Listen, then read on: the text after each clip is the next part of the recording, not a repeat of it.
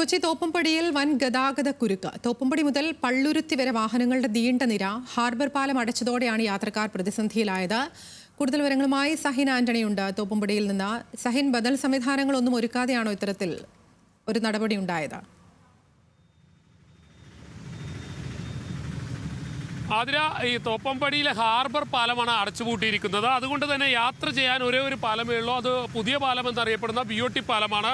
ഈ പാലത്തിൽ വലിയ ഗതാഗത കുരുക്കാണ് അനുഭവപ്പെട്ടുകൊണ്ടിരിക്കുന്നത്. കാണുന്ന പോലെ തന്നെ യാത്രക്കാരെല്ലാം ഇവിടെ വന്ന് അടിഞ്ഞു കിടക്കേണ്ടി വരുന്നു, അല്ലെങ്കിൽ അവരുടെ ഒരു കഷ്ടപ്പാട് തന്നെയാണ് ഇവിടെ കാണുന്നത്. പല യാത്രക്കാരും, പ്രത്യേകിച്ചും ഈ ഓട്ടോറിക്ഷ തൊഴിലാളികളൊക്കെ. ചേട്ടാ, എങ്ങനെയുണ്ട്?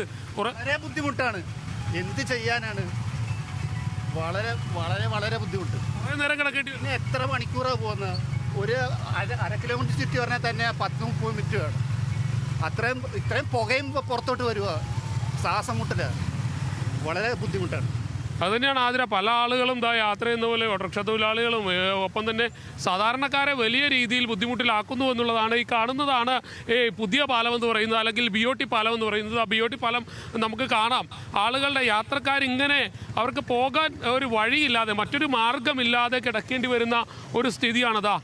കൂടുതൽ യാത്രക്കാരും ഇവിടെ മണിക്കൂറുകളോളം ഗതാഗതം സ്തംഭിച്ചിരിക്കുന്നു, അല്ലെങ്കിൽ വാഹനങ്ങൾ കടത്തിവിടാൻ കഴിയുന്നില്ല എന്നുള്ളതാണ്. പ്രത്യേകിച്ചും പശ്ചിമ കൊച്ചിയിൽ നിന്നും കൂടുതൽ വാഹനങ്ങൾ വരുന്ന ഒരിടം കൂടിയാണ് ഈ തോപ്പംപടി പാലം എന്ന് പറയുന്നത്. തൊട്ടടുത്ത് കാണുന്ന ഹാർബർ പാലമാണ് അടച്ചിട്ടിരിക്കുന്നത്.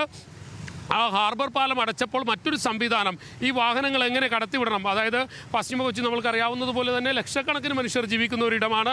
വാഹനങ്ങളുണ്ട്, ആയിരക്കണക്കിന് വാഹനങ്ങൾ ദിനം പ്രതി കടന്നു പോകുന്ന ഒരു പാലം കൂടിയാണ് ഹാർബർ പാലം. ആ ഹാർബർ പാലമാണ് അടച്ചുപൂട്ടിയത്. അതോടുകൂടി തന്നെ BOT പാലത്തിലൂടെയുള്ള വാഹനങ്ങളുടെ, അല്ലെങ്കിൽ യാത്ര ചെയ്യേണ്ട വാഹനങ്ങളുടെ എണ്ണത്തിൽ കാര്യമായ വർധനവും ഉണ്ടായി. അങ്ങനെ വരുമ്പോൾ സ്വാഭാവികമായും യാത്രക്കാരെ സംബന്ധിച്ചിടത്തോളം വലിയ ബുദ്ധിമുട്ടാണ്. കുറേ നേരമായി ചേട്ടാ ഇത്? ഒരു മണിക്കൂറെങ്കിലും ഭയങ്കര ബുദ്ധിമുട്ടാണ്. അത് കൂട്ടിയിട്ടിട്ട് ഇത് എല്ലാം ഒറ്റ വഴി കൂടിയൊക്കെ വിടണം. എന്ത് കഷ്ടമാണ്. കാത്തു കിടക്കേണ്ടി തന്നെയാണ്.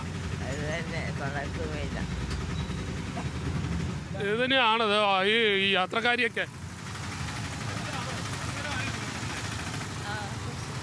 അതുതന്നെയാണ് ഈ യാത്രക്കാരെ കാണുന്ന പോലെ തന്നെ ആളുകൾക്ക് എല്ലാവർക്കും വലിയ രീതിയിൽ ബുദ്ധിമുട്ടുണ്ടാക്കുമോ, അല്ലെങ്കിൽ ഒരു ശാശ്വതമായ പരിഹാരമോ അല്ലെങ്കിൽ മറ്റൊരു ബദൽ സംവിധാനമോ ഒരുക്കാതെയാണ് ഇത്തരത്തിൽ യാത്രക്കാരെ ദുരിതത്തിലാക്കിക്കൊണ്ട് പാലം അടച്ചുപൂട്ടിയത്. അറ്റകുറ്റപ്പണിക്കായി മുൻപ് തേവര കുണ്ടന്നൂർ പാലം അടച്ചുപൂട്ടിയിരുന്നു, ഒപ്പം തന്നെ കണ്ണങ്കാട്ട് പാലം അടച്ചുപൂട്ടിയിരുന്നു.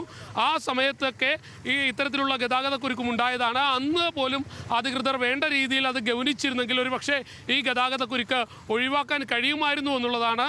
എന്തായാലും മണിക്കൂറുകളായി, ഈ ഉച്ച സമയമാണ്, 12 മണി സമയത്താണ് ഈ കാണുന്ന ഗതാഗത കുരുക്കെന്നുള്ള കാര്യം കൂടി ഓർക്കേണ്ടതുണ്ട്. രാവിലെ ഒരു 7 മണി മുതൽ 10 മണി വരെ ആ സമയത്ത് ഓഫീസ് വാഹനങ്ങൾ കൂടുതൽ കടന്നു പോകാറുണ്ട്, അല്ലെങ്കിൽ ഓഫീസിലേക്ക് പോകേണ്ട ആളുകൾ കൂടുതൽ കടന്നു പോകുന്ന ഒരു സ്ഥലമാണ്.